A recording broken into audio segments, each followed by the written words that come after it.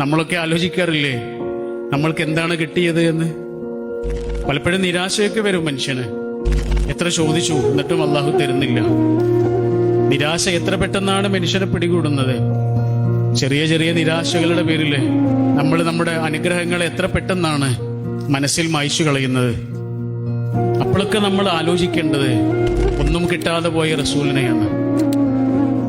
ഉപ്പയെ കണ്ടിട്ടില്ലാത്ത കുട്ടിയായിരുന്നു, ഉമ്മ നഷ്ടപ്പെട്ട കുട്ടിയായിരുന്നു. എത്ര കുറച്ച് വിഭവങ്ങൾ കൊണ്ടാണ് ജീവിച്ചത്. എത്ര അനാഥത്വവും സങ്കടങ്ങളും പേറിയ ജീവിതമാണ്. സന്തോഷങ്ങളൊക്കെ തിരിച്ചു വരികയായിരുന്നു. വറ്റിവരണ്ട ആ ജീവിതത്തില് പൂക്കളും ചെടികളൊക്കെ പിന്നീട് വിടരുകയായിരുന്നു. എൻ്റെ ജീവിതത്തിലും ഇങ്ങനെ സംഭവിക്കാലോ. ഇന്ന് വരണ്ട് കിടക്കുന്ന എൻ്റെ ജീവിതത്തില് നാളെ പൂക്കൾ വിടരാലോ.